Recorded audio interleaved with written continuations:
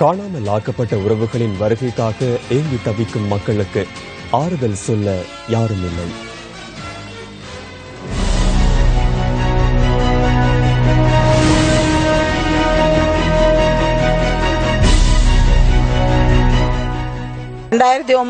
ஆண்டு தை மாதம் 15ஆம் தேதி என்னட்ட வந்துட்டு போனது. 25ஆம் தேதிக்குள்ள பிள்ளைய காண இல்லை.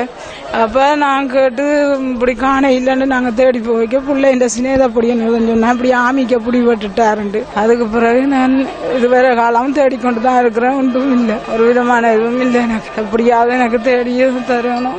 எனது மகனின் பெயர் சவேசன். இவர் 2008ஆம் ஆண்டு 7ஆம் மாதம் 24ஆம் தேதி காணா போனார். மல்லாவி பவுனிக்குளத்தில். பிறகு இந்த நாங்கள் முகாமுக்கு சென்று கொண்டிருக்க ஓமந்தையில் 2009 நான் கண்டனான்.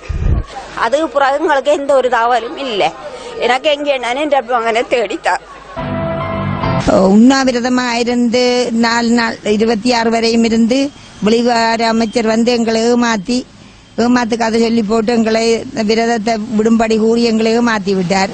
உயிருக்கு உத்தரவு இல்லை. எங்கள உயிருக்கு எங்களோட பிள்ளைகளுக்கு ஒரு முடிவு தர வேணும், தர இல்லைண்டா. இதே இடத்துல நாங்கள் மரணம் அடைகிறதுக்கு தயாராகத்தான் இருக்கிறோம். அரசாங்கமாவது வெளிநாடாவது இதுக்கு ஒரு தீர்வு தர இல்லைன்னு சொன்னால் நாங்கள் இதில் இந்த உண்ணாவிரதத்தை விட்டு நாங்கள் இல்லை. இந்த 8 மாவட்டமும் ஒழுங்குற திட்டத்தோட இல்லை. எங்களுக்கு வேற எங்களுக்கு காசு பணம் காணி பூமி வீடு வாசல் கேட்க இல்லை. எங்களுக்கு எங்களோட பிள்ளைகளை பலி விளந்திருந்தாலும் எங்களோட பிள்ளைய கையாளிச்சா எங்களுக்கு இதை விட்டு நாங்கள் போறதாக தீர்மானிப்போம். இன்றைக்கு 30 நாளாகவும் ஆரம்பித்து விட்டோம்.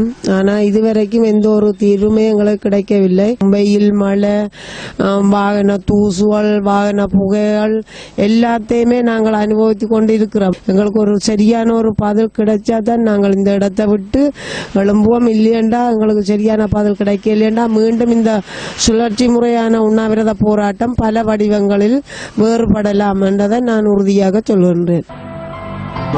யுத்தத்தில் இறந்துட்டாங்க. எங்களோட 2 அக்காக்களை பிடிச்சி கொண்டு ஒரு அக்கா இல்லை. இப்போ எனக்கு சிங்கள பேப்பரில் பார்த்தேன்னு ஒரு அக்கா படம் வந்திருக்கு. அடுத்தது காணியில் ஆமிக இராணுவம் இருக்குது. அந்த காணியை விடுறாங்க இல்லை. இப்போ ரோட்டில் அனாதியாட்டம் தெரிஞ்சு கொண்டிருக்கிறேன். ஒரு முடிவும் இல்லை. 95ஆம் ஆண்டு சித்திரை மாதம் தான் தொழிலுக்கு போனவர். போய் தொழிலால் திரும்பி வர இல்லை. கூட போனால் கறி ஒதுங்கினவர் காயப்பட்டு இவர் வர இல்லை. வேற போட்டும் போனது. அதில் இன்னொரு போட்டு வரையில்லை, ஒரு போட்டு வந்தது. பிறகு அப்படி இருந்து பிறகு கண்ணனாலய பிறகுதான் ஆமிக்கார் கேட்டவர் இப்படியே இங்க தெரியுமோ இங்க இருந்தாக்கள் அவர் இருக்கிறார் என்று கேட்ட தெரியாண்டு சொன்னதை.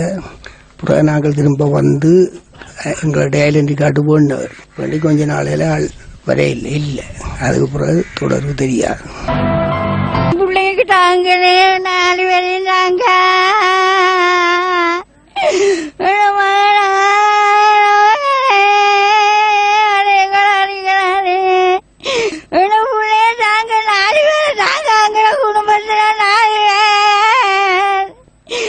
எனக்கு வயது போன காலம்